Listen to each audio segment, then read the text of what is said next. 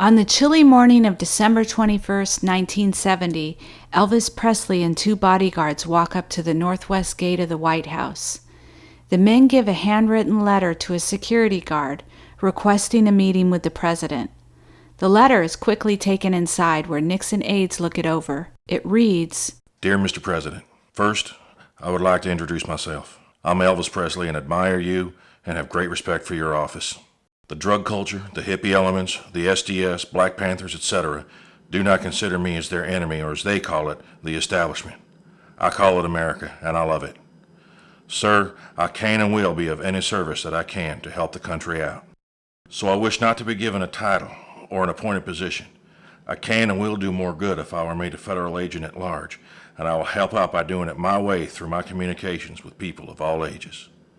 First and foremost, I'm an entertainer, but all I need is the federal credentials.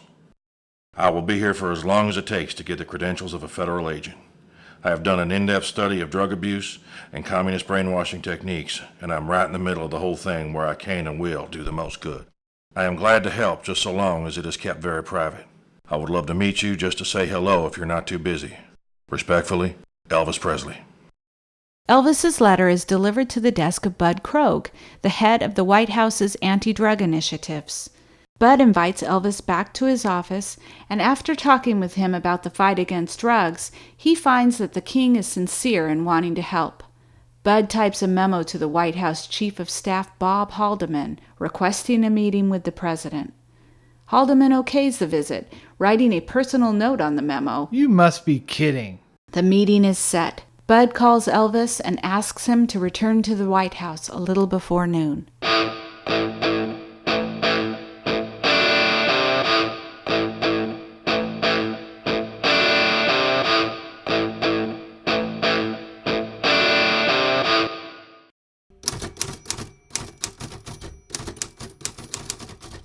In his office, Bud Krogh types out a list of talking points for the president.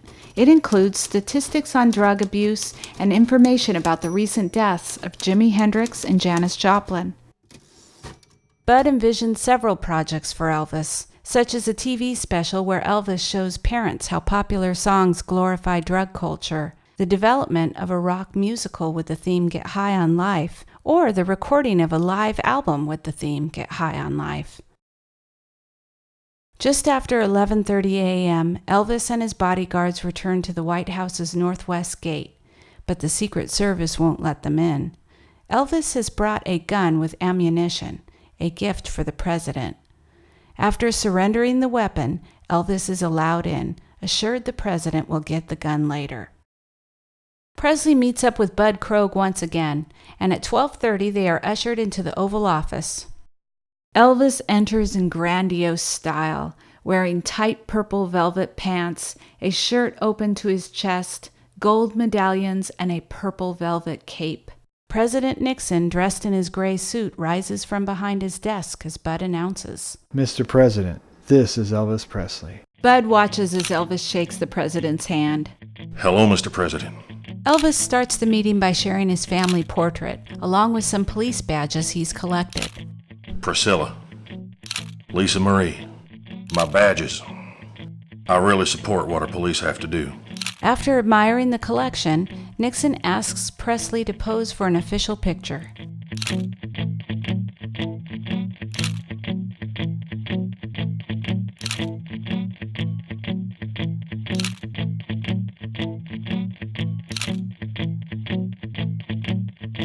After the photos, Elvis pulls up his sleeve and shows Nixon his cufflinks. The president is duly impressed and listens as Elvis shares his experiences performing in Las Vegas and his opinion of the Beatles. The Beatles, I think, are kind of anti-American. Then he adds, I've been studying communist brainwashing for 10 years now, and the drug culture, too. Trying to get the meeting back on track, Bud emphasizes Presley's influence with the public. I do my thing just by singing, Mr. President. I don't make any speeches on stage. I just try to reach them in my own way. I can go right into a group of hippies and young people and be accepted. This can be real helpful. Nixon nods. But just be sure you don't lose your credibility. Elvis blurts out, Mr. President, can you get me a badge from the Narcotics Bureau? Nixon turns to Krogh and asks him if that's possible. Bud replies that it's the president's decision. See that he gets one.